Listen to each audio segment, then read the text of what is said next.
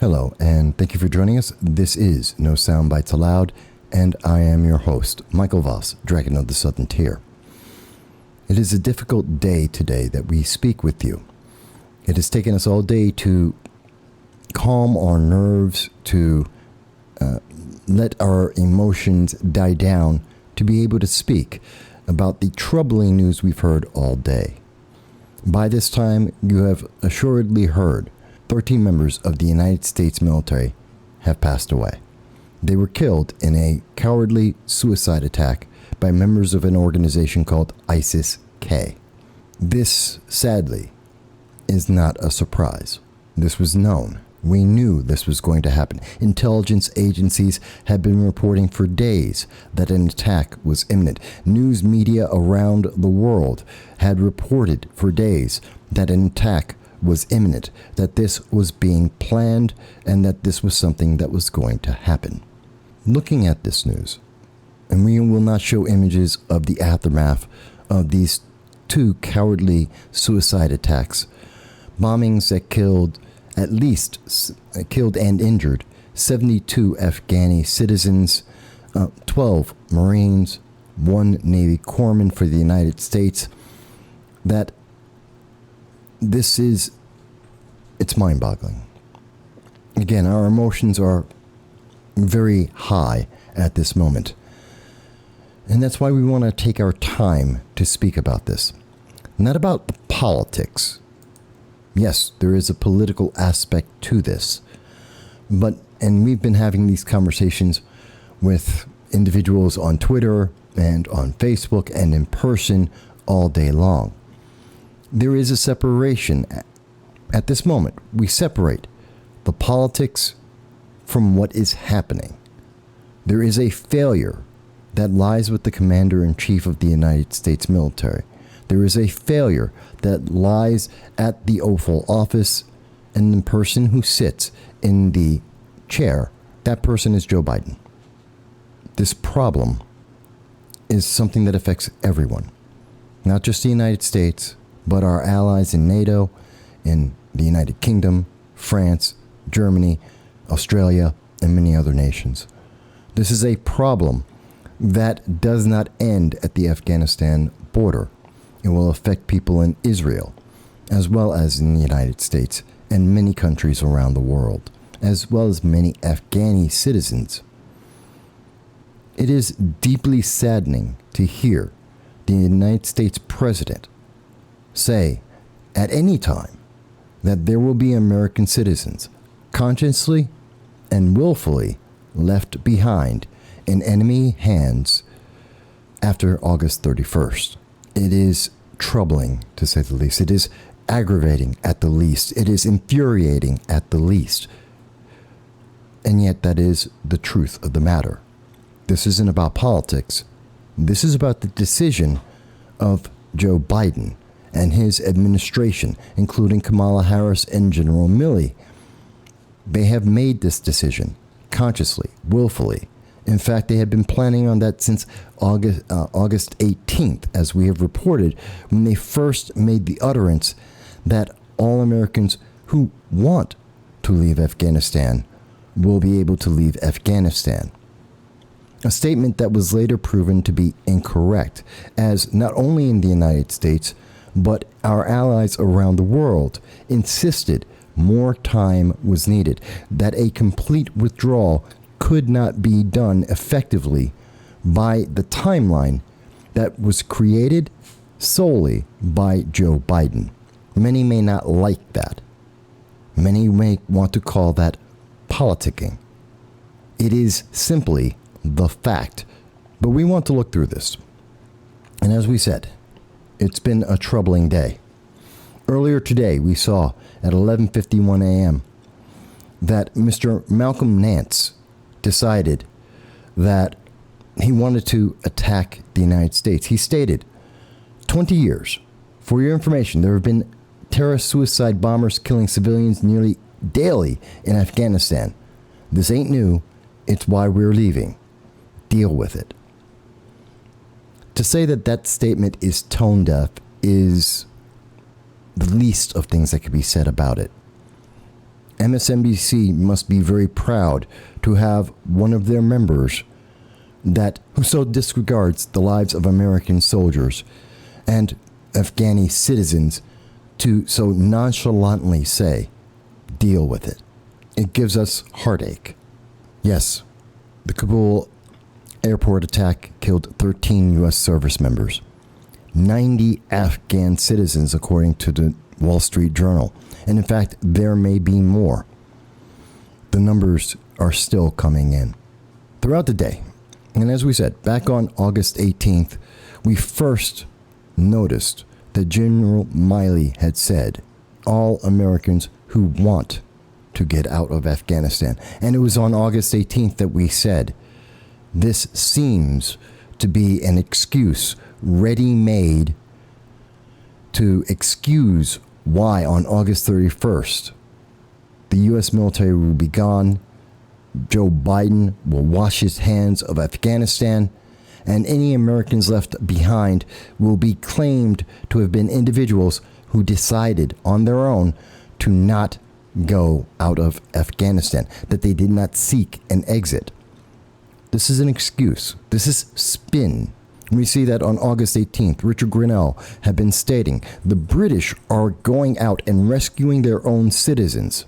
Yet the Secretary of Defense says the United States cannot. Secretary Austin said we don't have the capability to go out and collect large numbers of people, even as Germany, France, and Britain had been going out into Kabul and other parts of Afghanistan and getting their citizens and retrieving them, giving them an exit out.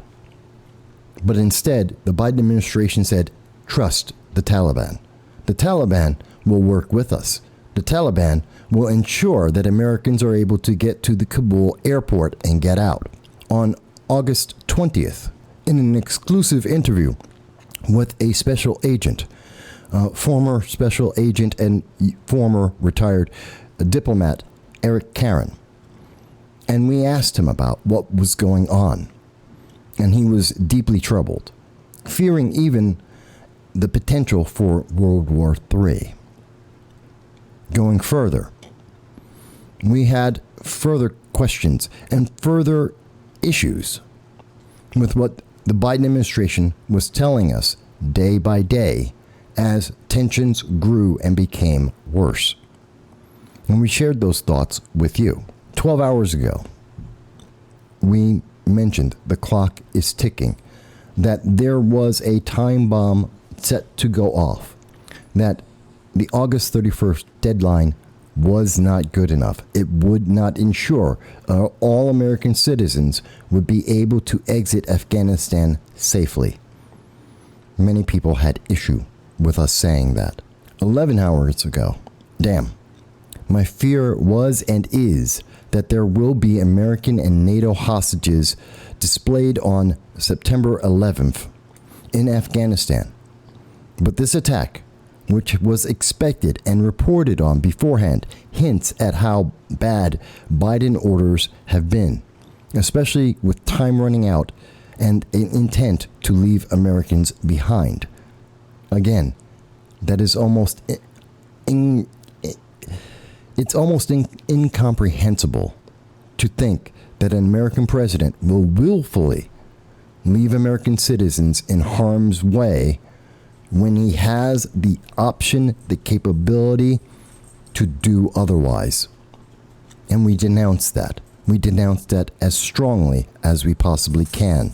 At that same time, we had just heard, as reported by John Kirby, that there was an explosion at the Abbey Gate, and this was a complex attack that resulted in a number of U.S. and civilian casualties at that time, and another explosion at or near the Barron Hotel, where many people would go to transition to get to the airport. It was reported on the 25th. Jazz Shaw, a friend of this program, had stated, any American who wants to leave will be able to do so, and yet the United States Embassy, under the direction of Joe Biden and his directives and orders, the embassy warned Americans to avoid the Kabul airport gates because we knew a threat was imminent. How can every American get out of Afghanistan if they can't get to the only airport with the only runway to get out of that nation? That they cannot make it to the airport. And yet the Biden administration says it's okay. They'll somehow get out, or we will leave them behind on August 31st because he will not change his time frame. 7 hours ago today, we mentioned that another attack seems to have gone off, that this will not end until the U.S. responds in force, that Biden should not be waiting until 5 p.m. to be able to address this issue, that the United States leads leadership now. Clear, decisive orders and responses. This will not end with the laissez-faire approach. Miley should resign. I reiterate, what I had hoped to hear from Joe Biden was, you have awoken a sleeping dragon seeking peace. You attacked us. Feel our wrath. We are leaving, and we still will. But you will not see that day. Instead, what we received from Joe Biden was a yawn, saying that it wasn't nice, that we're leaving as fast as we can, and that we might swing at some of the enemies of the United States in Afghanistan as we run away. We are going to go through the speech by Joe Biden. We want you to hear this, and we will explain exactly why we believe and why we have said what we have said. Delivered remarks from the White House on the terror attack at Hamid Karzai International Airport in Afghanistan. Let's stop for a moment right there. Joe Biden said he would be speaking to America at 5 p.m. He arrived at 5:25 p.m. You could look at this as a one-off kind of event, but it seems consistent, highly consistent, that the Biden administration, Joe Biden, never actually makes it to any of the speeches he's going to make, any of the press conferences on time. That is troubling.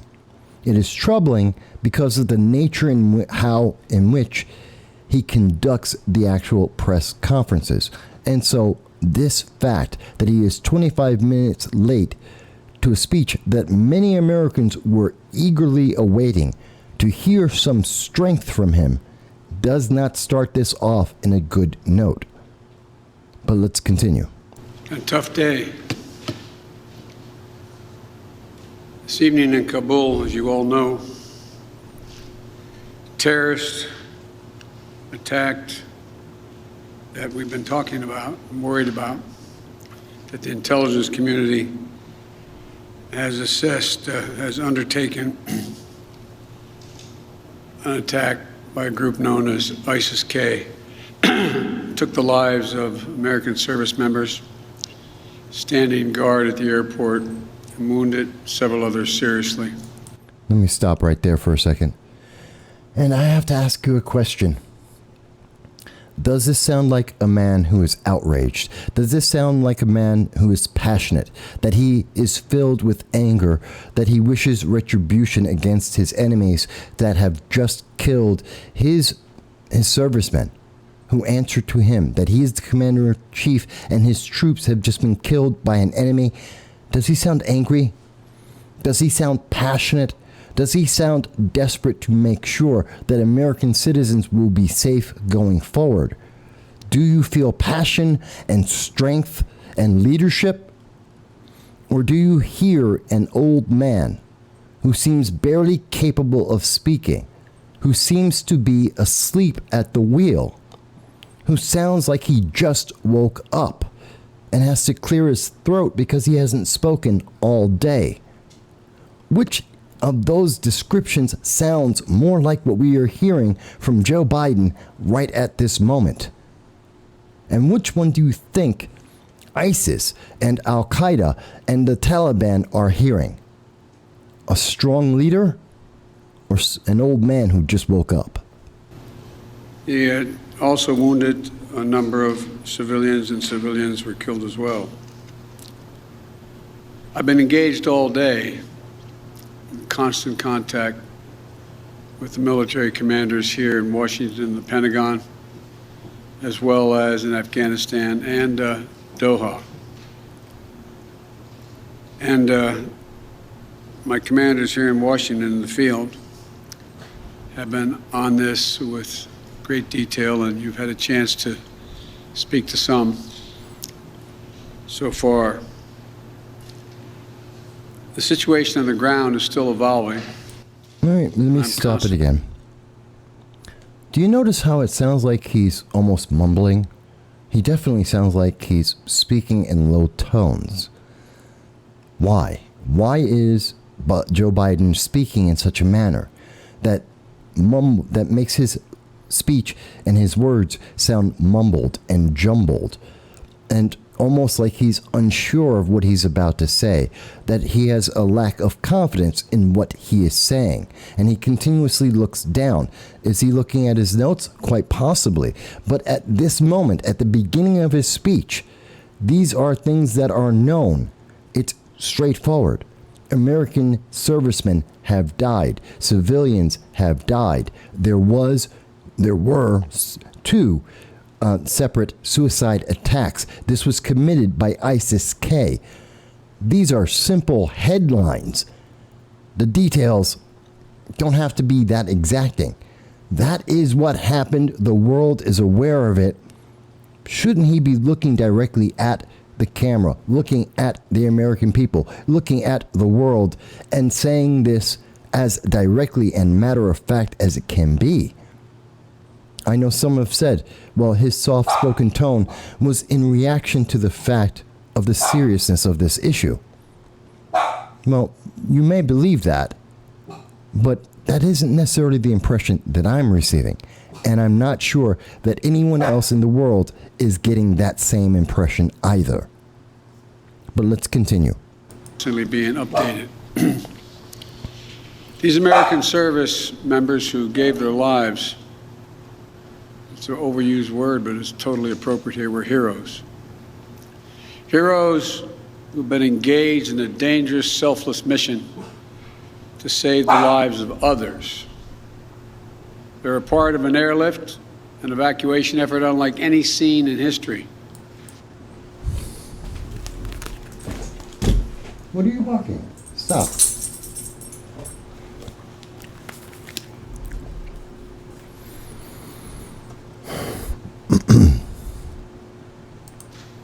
With more than 100,000 American citizens, American partners, Afghans who helped us, and others taken to safety in the last 11 days.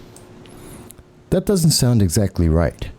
Now, it sounded like, as he said it, he meant to say that there were 100,000 Americans who were removed from Afghanistan that were able to get out. And then he clarified that no, that number is inclusive. Now, here's the big thing to think about that. Yes, 100,000 Afghan citizens and Americans and individuals from around the world have been evacuated. That is without question. Except there are thousands of American citizens that remain. Almost 50 Afghanis to every one American have been removed at this time that have been able to escape. That seems lopsided. And yes, I know this may sound somewhat insensitive, but the primary concern, the first order of importance, should be American citizens. He is the American president. And yes, I do believe we need to take care of those Afghans that worked with us, the interpreters, the government officials, women of high office that are targets for death. Yes, we should take care of them too. But where are the American citizens? Where are the thousands that the Biden administration will not even confirm, will not address. We have heard that there's upwards of 15,000 American citizens in Afghanistan throughout that nation. We have no idea how many exactly have been brought back. We believe that about 5,000 Americans have been able to return home, that some 80,000 or more Afghan citizens have been able to evacuate. What about the other 10,000 American citizens that are spread throughout Afghanistan and are stuck in Kabul, incapable or unable to get to the airport? What about them? But let's continue. Just in the last 12 hours or so, another 7,000 have gotten out. Does that 7,000 include American citizens? And how many American citizens? It wasn't 7,000 American citizens that left Afghanistan. We have to be clear. This is why he keeps saying people. He's trying to give us a very large number to make it seem like there are very few Americans there, that it's merely a handful. That isn't correct. This is propaganda and spin as we are watching it. He is giving himself an out because of the politics and because of the visual. The American people are seeing failure. It's hard not to get upset about this. It's hard not to take this personally. But he's playing a game. He's playing a game with semantics. He is doing so willfully to manipulate the emotions of American citizens and to put them at ease when they should not be at ease, to give them a sense of calm, which is important, and also to mislead them for the safety of our fellow Americans. And yes, I take an affront to that. They're a part of the bravest, most capable, the most selfless military on the face of the earth. I agree. And they're part of simply what I call the backbone of America. I agree. They're the spine of America. Absolutely. The best the country has to offer. No doubt. Jill and I, our hearts ache, like I'm sure all of you do as well, for all those Afghan families who lost loved ones, including small children. Yes. Or been wounded in this vicious attack. Yes. And we're outraged as well as heartbroken. But you don't sound that Being way. the father of a Army major who served for a year in Iraq. I understand that this is a call to emotions, a request for sympathy. He's perhaps even trying to be empathetic here. But that's not quite how it comes across. Perhaps I'm jaded, but I take this as someone who's drifting off into a side tangent, another story. Yes, it is relevant, but at the same time, it is not the focus. And as much as I am saddened to say that we're not concerned about the death of his son, we're not. That's not the issue at the moment. And this isn't a time for the empathy for his son. This is a time for the empathy for our soldiers. And it is a time for empathy with the Afghan civilians who died. And we need to emphasize that. And we need to emphasize what's going to happen. Because there are many people in the world who are watching this, and they're not getting a feeling of strength, of surety, of conviction, of a willfulness and strength. That's not what I'm feeling. You may disagree. And before that, was in Kosovo as a U.S. attorney for the better part of 6 months in the middle of a war. When he came home after a year in Iraq, he was diagnosed, like many, many coming home, with an aggressive and lethal cancer of the brain. Many people don't have that. We lost. We have some sense, like many of you do, what the families of these brave heroes are feeling today. I believe he You get does. this feeling like you're being sucked into a black hole in the middle of your chest. There's no way out. And finally, we see a moment where Joe Biden is showing true feeling, true emotion. I do not deny or doubt that he feels this, that he has gone through this emotion, that it is heart-wrenching for him and his family. And we do appreciate that. I do console him for that. It is terrible for any parent to lose a child, and we do feel badly about that. And we feel that emotion, and really the only emotion so far in this speech. My heart aches for you. But I know this. We have a continuing obligation, a sacred obligation to all of you, families of those heroes. That obligation is not temporary, it lasts forever. The lives we lost today were lives given in the service of liberty, the service of security, the service of others. Yes. In the service of America. Yes. Like their fellow brothers and sisters in arms who died defending our vision and our values in the struggle against terrorism. Of the fallen this day, they're part of a great and noble company of American heroes. Yes. To those who carried out this attack, as well as anyone who wishes America harm, know this. He's reading from a teleprompter. Look at his eyes. Look at the way he's pausing. This isn't something he's saying off of his memory. This is not saying something that he says because it is a feeling he personally has. That was when he was speaking about his son. Now he's on another track. That emotion has fallen out of his voice. He's reading to us. He's reading the words someone else gave him, and he doesn't seem to be impassioned. That is a problem, because that shows a lack of conviction, a lack of confidence, a lack of commitment. But let's hear what he has to say here. We will not forgive. We will not forget. We will hunt you down and make you pay. He says it with some strength. He says it with some credibility, but he's reading, and you can see it. This isn't something that he feels. This isn't his thoughts. This isn't how he is expressing himself. This is him reading what someone has written for him. Look at his eyes. Look at how he is speaking to us.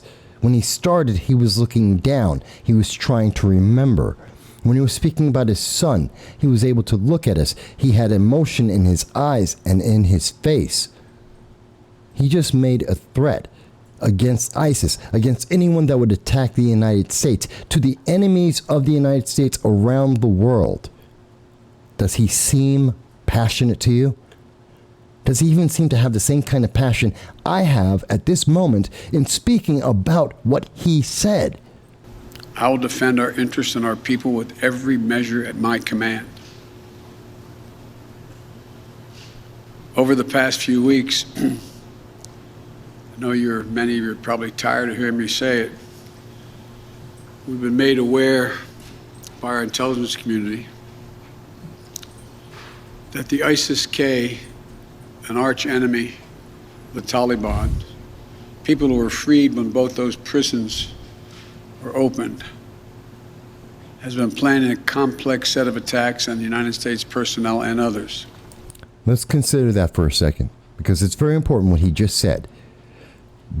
On August 15th, as we were reporting during our live stream, we became aware, and the international news told the world, ahead of the United States, that the Taliban had released 5,000 to 7,000 members of ISIS and as well Al-Qaeda. They were released at that time, some of the worst individuals possible. Yes, ISIS and Al-Qaeda and the Taliban don't like each other. Yes, they have different religious views. Yes, they are all fanatical in their views. Yes, they all hate America and Israel, and they wish to kill us regardless of your political preference. They are all a threat, and they were all released because the United States had run away, because we had abandoned the Bagram Air Force Base, because we ran away in the middle of the night and did not tell our allies, either in Afghanistan or even around the rest of the world. Everyone was finding out after the fact that we had been running away and removing our troops without evacuating our citizens first. This happened. This result of releasing those prisoners is a direct result of what Joe Biden's orders, this is their consequence. This is what he put in place. And that is important to remember, because he should be passionate about this. He should be remorseful about this, maybe even apologetic about the manner in which he did these things, these orders that he put forward, and the consequences that they have had that are now coming back and biting America in the ass. And let's also keep in mind, in 10 days, actually from August 15th until today, 11 days, we see that ISIS-K, these prisoners that had been held up in Afghanistan, that they were able to organize a complex attack against the United States and our allies and the Afghani people that is more complete than anything that Biden had put in place up until this point. That they were able to put together a plan after just being let out of prison that the Biden administration had no plan for, no countermeasure for. That's troubling. And that should scare everyone in NATO, all of our allies. Everyone should be scared by that.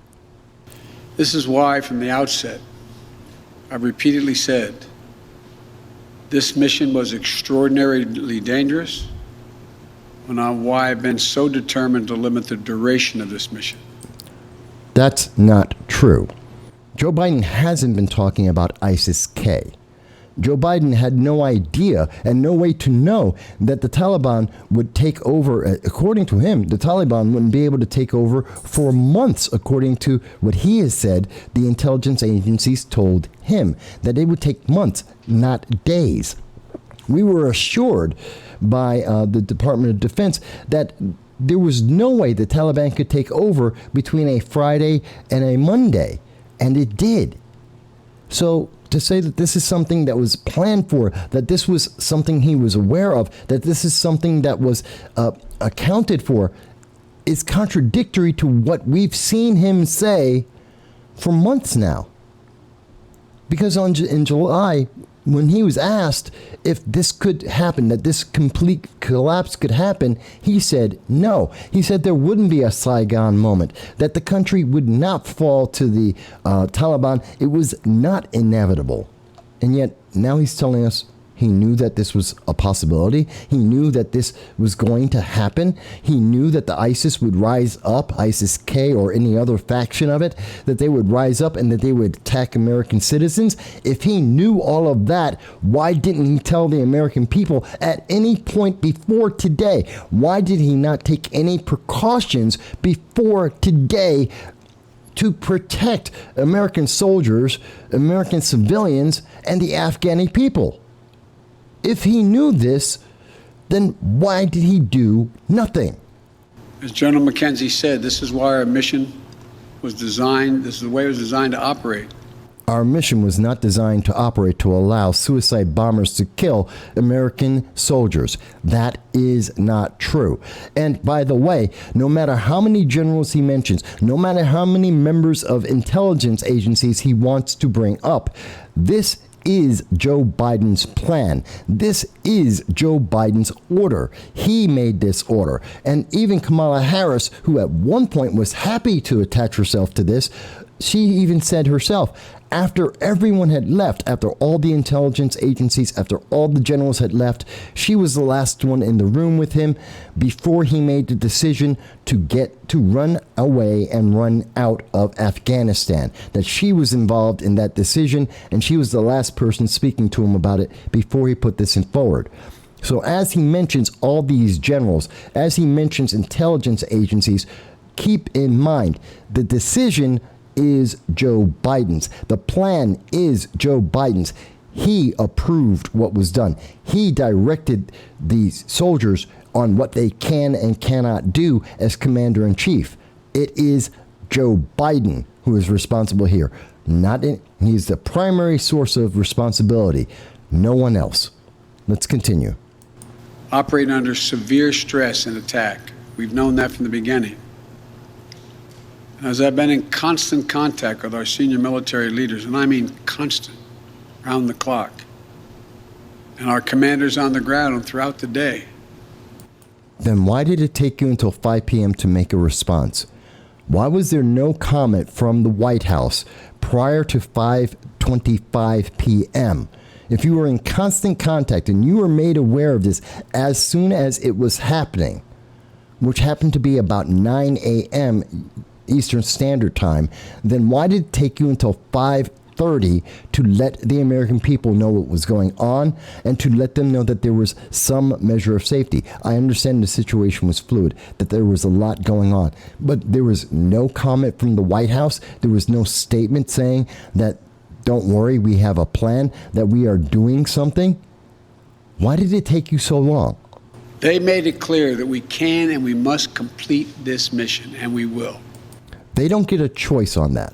They don't have a choice on whether or not we complete the mission because they didn't make the mission. Joe Biden did. It is Joe Biden's mission. It is his plan. The generals don't make up their plans on their own. They don't. Remember, he is the commander-in-chief. He says yes or no. They can make a billion plans and none of that matters except for what the commander-in-chief authorizes.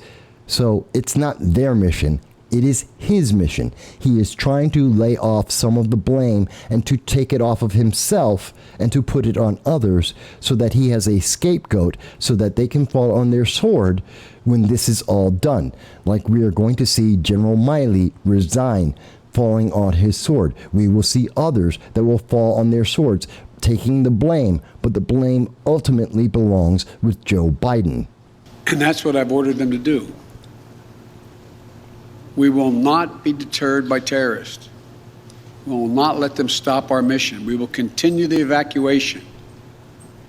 I've also ordered my commanders to develop operational plans to strike ISIS-K assets, leadership, and facilities. We will respond with force and precision at our time, at the place we choose, in the moment of our choosing. Which means he has no idea where they are or how to get to them. Let's be honest. All of our intelligence assets in Afghanistan are in pullback. They are leaving. The Afghani people, the Afghani intelligence agencies and their government that we relied on to help us to identify these terror groups, they're in fallback mode. They're running to try and get into the airport to evacuate. We don't have those assets. We don't know what's going on in that country. The things we thought we knew, like it would take months for the Taliban to take over the country, were completely wrong. So we're supposed to believe that he now has intelligence capable to pinpoint strikes on ISIS-K, an even smaller group than the Taliban in Afghanistan. And most of them, or many of them, have just been released from prison. They don't have assets. So this doesn't sound credible. It sounds incredulous from what he is saying. There are problems in his statement. It doesn't make sense. There are holes throughout his conversation at this moment, and it is very troubling. Here's what you need to know. These ISIS terrorists will not win.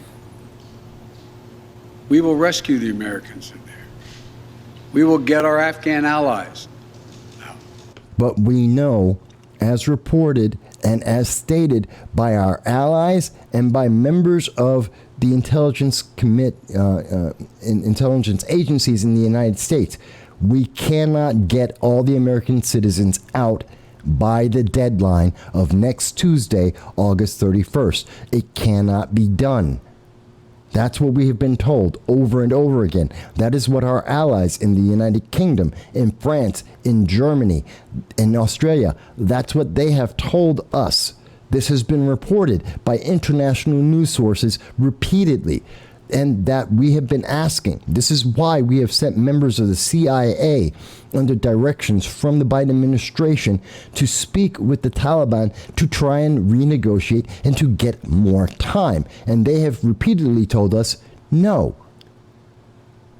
So to say that we're going to get everyone out, it rings hollow and it's inaccurate.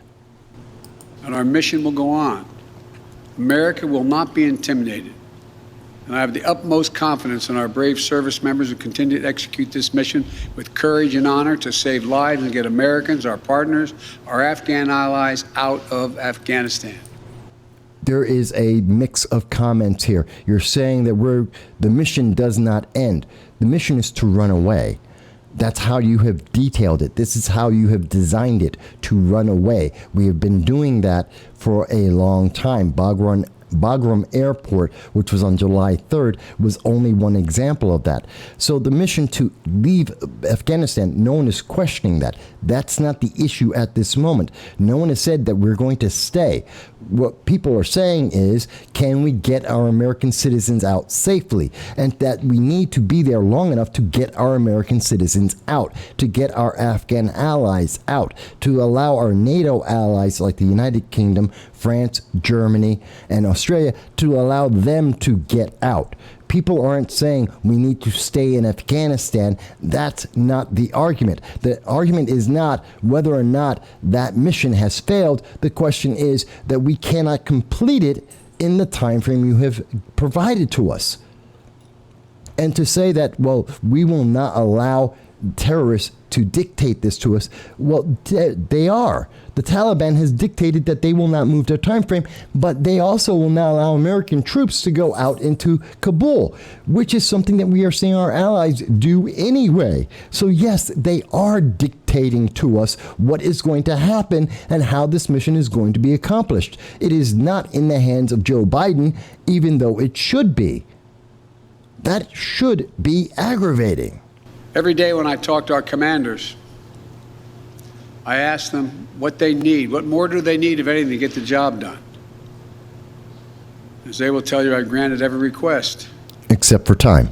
I reiterated to them today on 3 occasions that they should take the maximum steps necessary to protect our forces on the ground in Kabul. And I also want to thank the Secretary of Defense and the military leadership of the Pentagon and all the commanders in the field.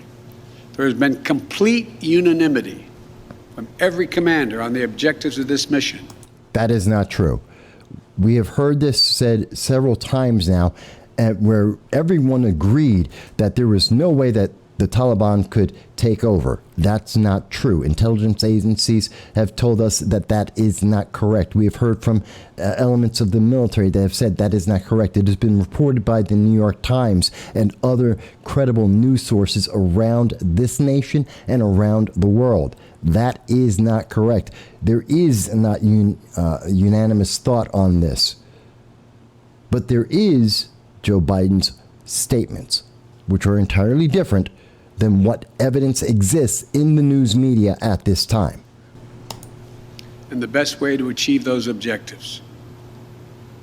Those who have served through the ages have drawn inspiration. He's mumbling. Listen to his voice. From the book of Isaiah, when the Lord says, "Whom shall I send? Who shall go for us?" The American military has been answering for a long time. "Here I am, Lord, send me. Here I am, send me." Again, this is only the second time in this conversation that he has shown actual passion, actual emotion. I believe he's a religious man. I believe he knows the scriptures in the Bible. But It's the only other time that we've seen him have any emotion besides talking about his son. Not about the American soldiers, not about the deaths of Afghani individuals and civilians.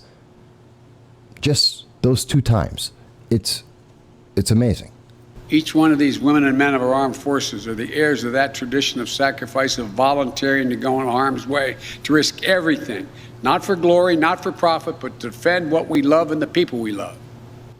Finally, some emotion again. And I ask that you join me now in a moment of silence for all those in uniform and out, uniform, military and civilian, who have given the last full measure of devotion.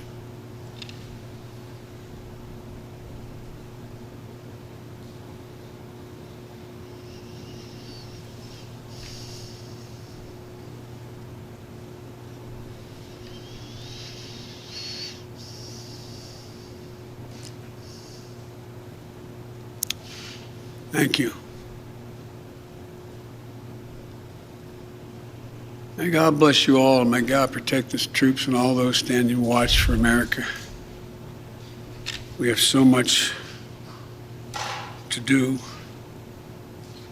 It's within our capacity to do it. We just have to remain steadfast. Does he sound tired? Or does he sound like this is an emotional outpouring for him? Because it sounds like he's tired. Like he used up all his energy. That one outburst that he made, the second in the entire speech, that took all his energy now. And now he's just tired. He's ready to be done. It's been 9 minutes and 54 seconds. He's done. He's used up his energy. Is this the president? Steadfast.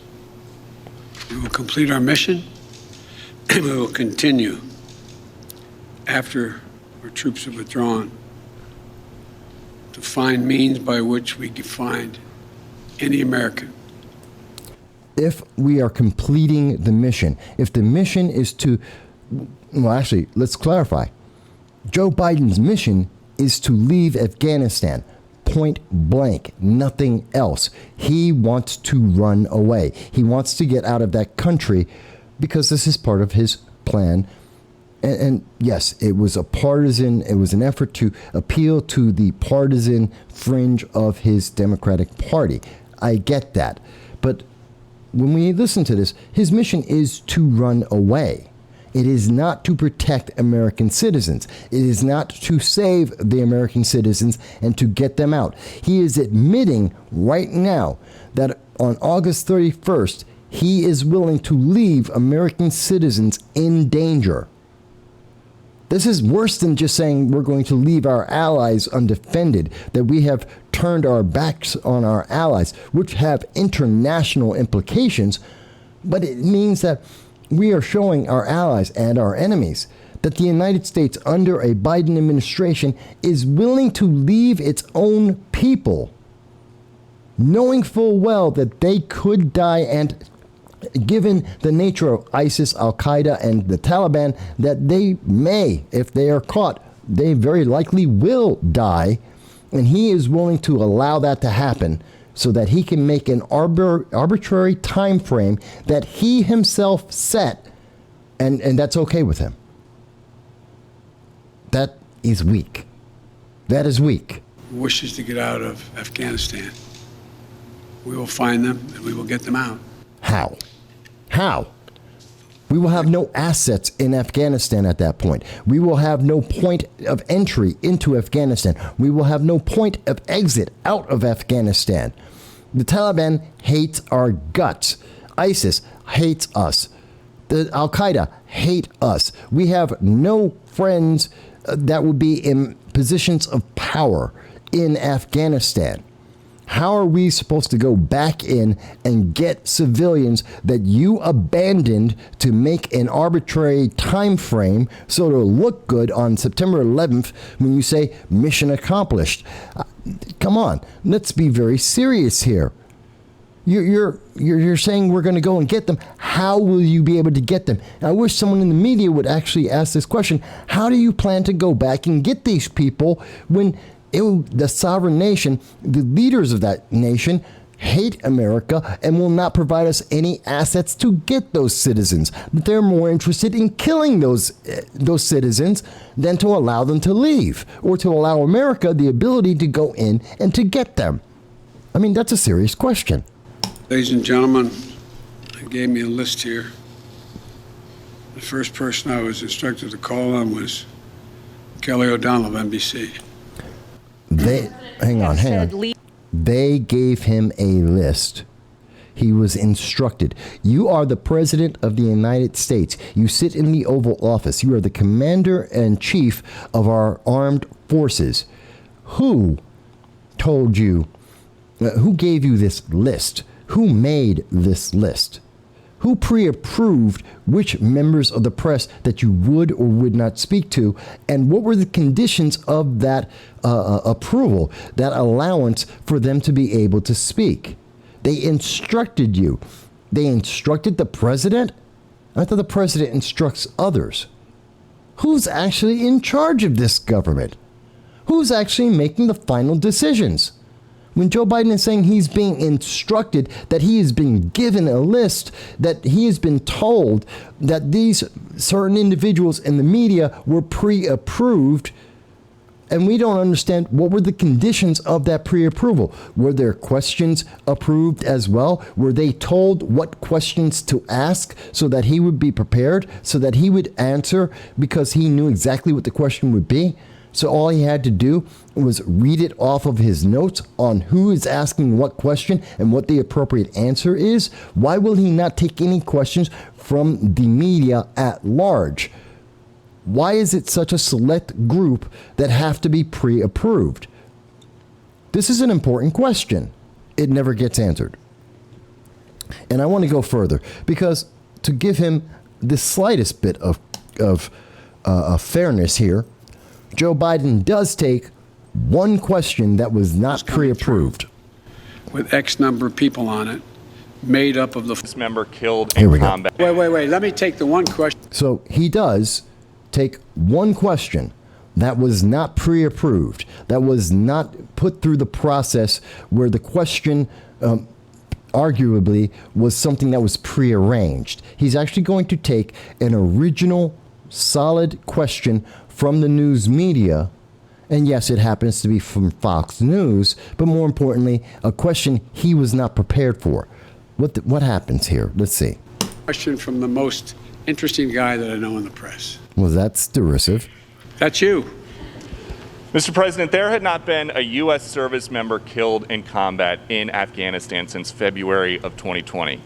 You set a deadline, you pulled troops out, you sent troops back in, and now 12 Marines are dead. You said the buck stops with you. Do you bear any responsibility for the way that things have unfolded in the last 2 weeks? I bear responsibility for fundamentally all that's happened. And he should. And he should. Because he is the one who directed it. He is the one who approved it. He has placed the orders, and he has made the mission plan with the artificial time frame. This is on Joe Biden, and that is one of the most honest answers he has yet to give. He is the blame. Not fundamentally, completely. Of late. But here's the deal. You know, I wish you'd one day say these things. You know as well as I do that the former president made a deal with the Taliban. Here it comes. And this is where he tries to shift the blame. And I know there are many diehard Democrats who love this, that they latch onto this because this justified why they voted for Biden, because they were against Trump, orange man bad. And here he is trying to shift the blame and to say, well, you got to understand, this wasn't his fault. It's not Joe Biden's fault. It's Trump's fault because he was in a no-win situation. Well, let's hear his full answer, and then we'll answer that question.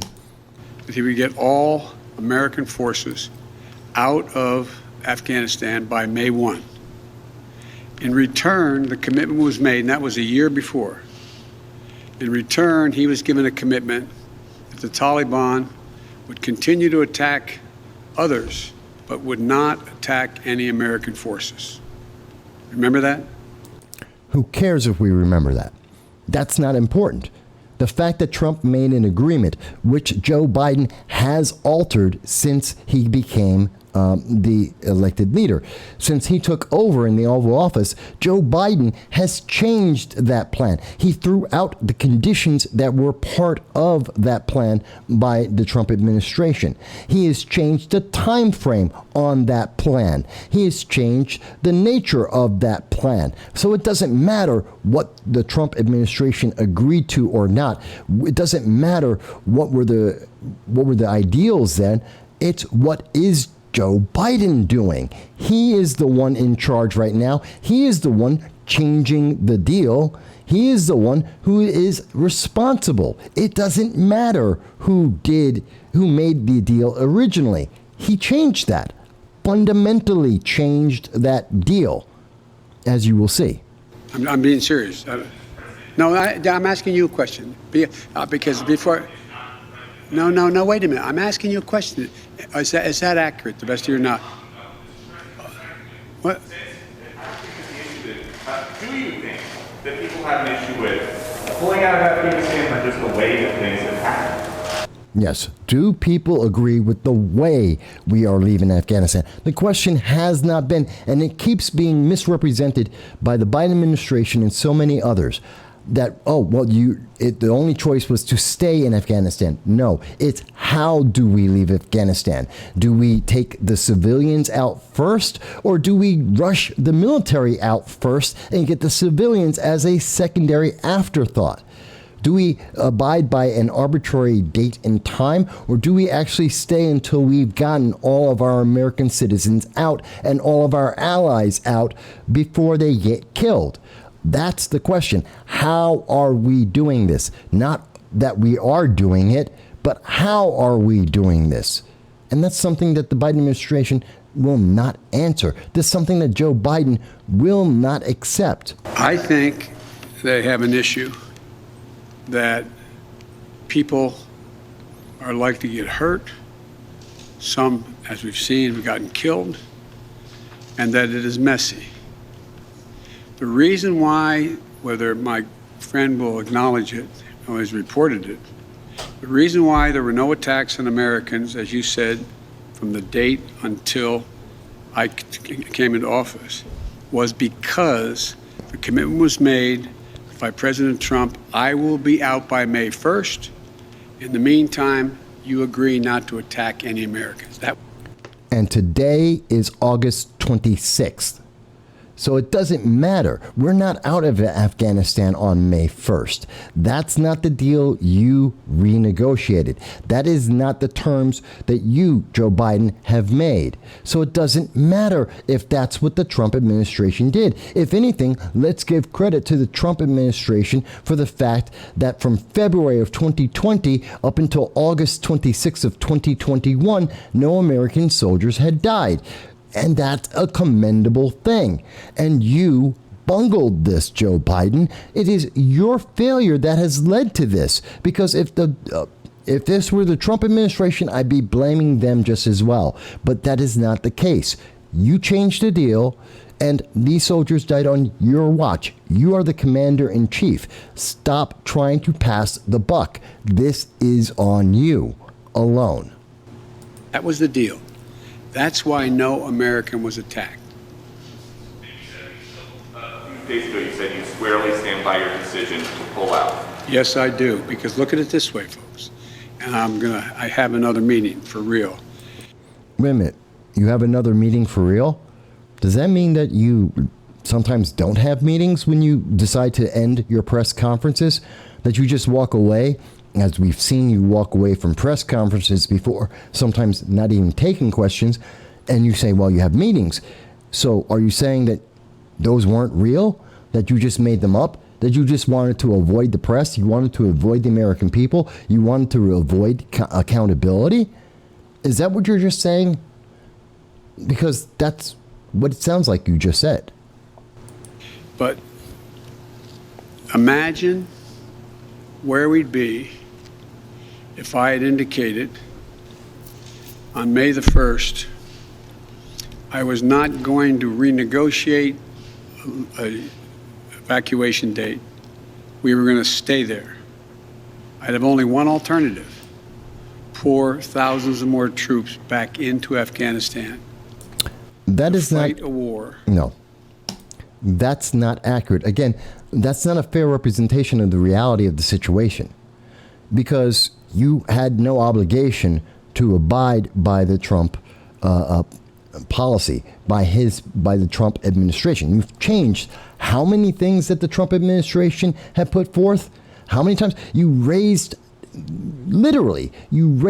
the cost of EpiPens because you were so busy eliminating what the Trump administration had put forth, even when it helped the American people, which was often the case. So that's not fair to say. You killed the XL pipeline and put 11,000 people out of work. But that's something the Trump administration put forth. You didn't continue that. So that's not a fair statement at all. So let's look at this. You made changes. You made this decision. You could have said that we are going to organize a retreat. You could say that you didn't have enough time to do so because you just got into office and it was a short time frame. Fine. Then make your own negotiations or work with the plan that was already created under the Trump administration and go with their guideline. You could do that. You had options, Joe Biden. You didn't choose them. There is a difference.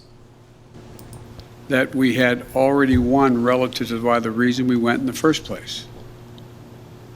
I have never been of the view that we should be sacrificing American lives to try to establish a democratic government in Afghanistan. And I have to agree with him. That is something that is absolutely true. If we were not making Afghanistan an actual commonwealth of the United States, then we should never have gone in with this plan to install a more democratic nation. That's something that you have to do over time, and it requires you have to own that country. You have to win the battle and take the country over and install your own government, your own values into another country. So if we created Afghanistan as a commonwealth, which I would have preferred, if we were going to send troops in and we were going to fight that battle, then they should be a commonwealth today. But if we're not doing that, then you're right. We shouldn't be trying to make it into something it is not. So there is something to be said there, and that is an important distinction with that clarification.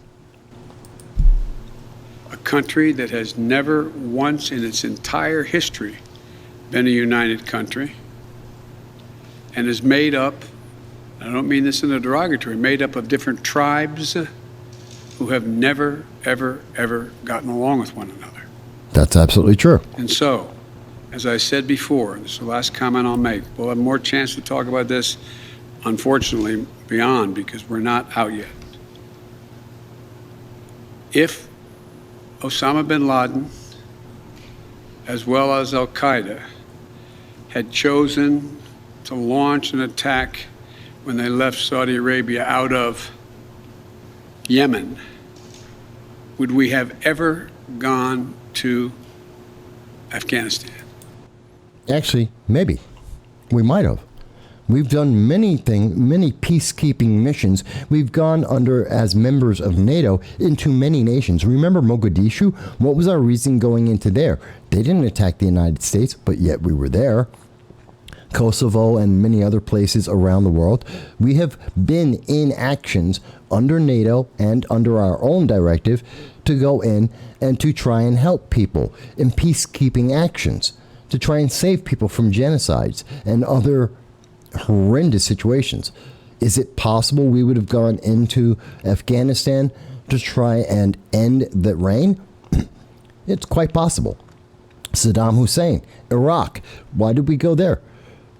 You know, there's a lot of countries where that is something we have done, maybe to a lesser degree, but yes. So would we be there? Maybe. But it's also something that's very interesting that in saying this, the way that he is saying it, that is such a lack of empathy. That is such a disdain for the Afghani people.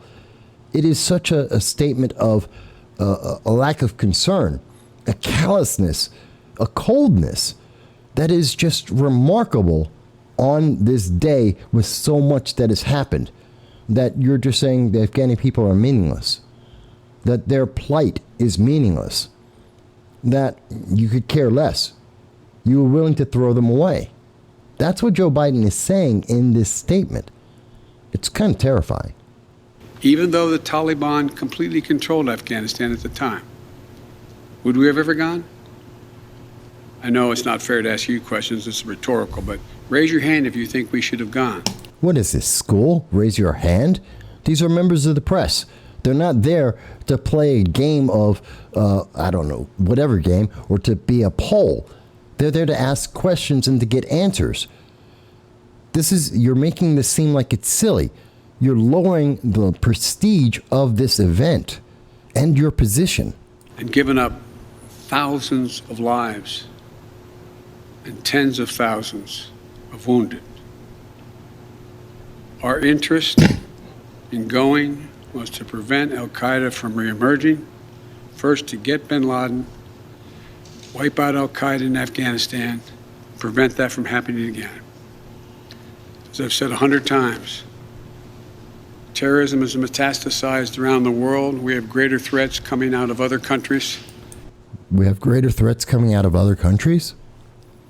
Well, yes, China, except you won't address China. You won't talk about their atrocities to the Uyghurs or their suppression of the freedoms of their people. The fact that the 47 members of Hong Kong's government disappeared. That China is an oppressive regime that is trying to expand. But you won't address that. Russia? Yeah, there are problems with Russia. But when Russia was mounting up troops against the Ukraine, and you were going to send a destroyer, when Russia and Putin complained, you sent the destroyers away and you left the Ukrainian people on their own. Yeah, there was a lot of threats to the United States around the world. In fact, let's think about our ally, Israel. When we were looking back in April, you authorized and funded Hamas, the government of Palestine, Hamas, a known terrorist organization. You gave them $75 million in foreign aid. They used that to buy 4,000 rockets to try and attack and kill innocent Israeli women and children. Yeah, there's a lot of threats in the world. You don't seem to be on the right side of any of them. You don't seem to be effective with that. So yeah, there are concerns, but that doesn't diminish what we're going through right now or what people have done for the last 2 decades. A heck of a lot closer to the United States. We don't have military encampments there. We don't keep people there. We have over the horizon capability to keep them from going after us. Wait a minute. Ladies and gentlemen. No, we don't have military encampments in China. We do have them in Vietnam, southern Vietnam. We do have them in South Korea. We do have them in Japan. We have them in the Philippines. Well, we had them in the Philippines. Let's see. With Russia, well, we have a lot of bases throughout all of Europe. We have them in France, in Germany. We have them in the United Kingdom, which gives us access to Russia on a very quick basis. We have a lot of places around the world where we have not in that country, but right next to that country or strategically nearby that country, that we do have troops and bases and alliances. So to say that we don't have them in these dangerous nations, if I am correct, and if we are talking about China, North Korea, Russia, well, yeah, we have bases very close to them. So that's a disingenuous statement. It doesn't really make a lot of sense when you think about it. Gentlemen, it was time to end a 20-year war. Thank you so much. No one questions that it was time to end a 20-year war. Everyone questions how are you ending this 20-year war? You have ended it in a way that is endangering the lives of American citizens. As you have said, you will be out on August 31st, and then you will try to go back and get those American citizens that have been left behind, even though logistically it makes no sense how we will do so. That is a bad end. That is what the American people are upset about. That is what our allies in the United Kingdom, France, Germany, and Australia are upset about. It is how we are doing this. That is why our friends in Israel are upset. It's how you have done this. You have empowered the enemy. You literally provided them with thousands of small arms. We're talking about handguns and rifles, millions of rounds of ammunition. You have provided them with helicopters and armored personnel carriers and tanks and mortars and just hand grenades. You have empowered the enemy. That doesn't even include the food that you left behind and the regular vehicles like regular trucks and cars that they are now using. You have empowered the enemy in your desire to run away. How you are ending this is important because the consequences don't stop on August 31st. That dangerous. These groups, ISIS, Al-Qaeda, and the Taliban, they hate each other, they don't work together, but they all hate America. And any one of those organizations with those kinds of supplies, with those capabilities, can and likely will attack Americans around the world and on our own soil. You know what I haven't heard him say yet? That he is going to secure our border, that the border will be closed to prevent the possibility that these ISIS-K or any other ISIS agents are not trying to infiltrate the United States, that no members of Al-Qaeda will be able to infiltrate the United States through our southern border, even though 1.1 million people have already done so, that we know of, very likely even more. That why has he not said we're making sure our southern border is going to be safe, that this is going to be secure? Because there is a known present threat. Obviously, a known present threat in ISIS-K. They are attacking Americans. They are attacking us, and they are killing us, and we need to be aware of that, and we need to prevent them from being able to have more access to Americans to cause harm. Because even if it's just one person, think of the Orlando shooting. Think of the San Bernardino shooting. Think of Fort Hood. It only takes one crazed fanatic. Look at Boulder, Colorado this year. It only takes one. Why are you not securing our southern border? Where is the plan? Where are the contingencies? Where is the understanding of the consequences of what is happening? I am absolutely, adamantly angry, not because Joe Biden is a Democrat, but because Joe Biden is a failure. That he has failed to make good plans, that he has failed to take into effect contingencies, that he has no true exit strategy besides run away. And he has no understanding of the consequences of how what he has done will affect the rest of the world. And that he has weakened the United States in the eyes of our allies and our enemies. That we are worse off now than we have been in decades. And it's all because of him. I know this was a little bit long, and we tried to be detailed. Again, this seemed like the best way to address this, to respond to this, because we were very angry. We are still very angry, and we don't see this ending well.